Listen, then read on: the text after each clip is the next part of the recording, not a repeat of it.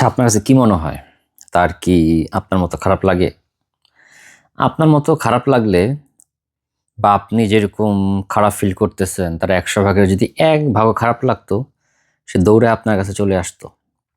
পাগলামি করতো, হাতে পায়ে ধরতো, সরি বলতো। ইনফ্যাক্ট আপনাকে যে রিচ আউট করে সামান্য মিস করার জন্য, মিসও হয়তো করে না। হয়তো ওই পাশের সম্পর্কের মধ্যে হয়তো একটু ঝগড়াঝাটি হইছে। এতেই সে আপনার কাছে আইসা কান্নাকাটি করতেছে, সরি বলতেছে। কিন্তু আপনাকে কিন্তু অ্যাকসেপ্ট করার জন্য সরি বলতেছে না। জাস্ট সাময়িকভাবে আবার ব্যবহার করার জন্য। তো যেই মানুষটা সামান্য পেইন সহ্য করতে পারে না, সেই মানুষটা আপনাকে দিচ্ছে ১০০০ গুণ পেইন। আপনি অলমোস্ট মৃত। হ্যাঁ?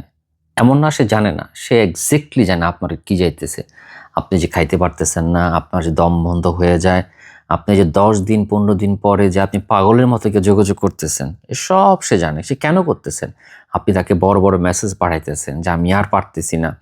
আমি একটু কথা বলতে চাই। আমি আর পারতেছি না। প্লিজ একটু দেখতে চাই, একটু কথা বলতে চাই।" সে এই যতবার এগুলো বলতেছেন, ততবার তার একটা অদ্ভুত একটা আনন্দ ফিল হইতেছে।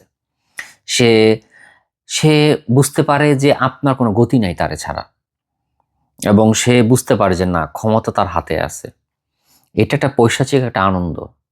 আপনার প্রতি সে কখনো করুণা দেখাবে, আপনার প্রতি কখনো সে রাগ দেখাবে, আপনার প্রতি কখনো সে ভালো ব্যবহার করবে। আপনাকে যখন ভালো ব্যবহার করবে, আপনি তখন সব ভুলে যাবেন আপনার সব কষ্ট। আপনার সাথে যখন খারাপ ব্যবহার করবে, আপনি তখন সরি বলবেন যে, "ভুল হইছে, ভুল হইছে। আমি আর এই অন্যায় করব না।" কিন্তু আল্টিমেটলি সে আপনাকে নিয়ে খেলতেছে। তাই কোনোভাবেই তাকে সেই সুযোগটা দিবেন না।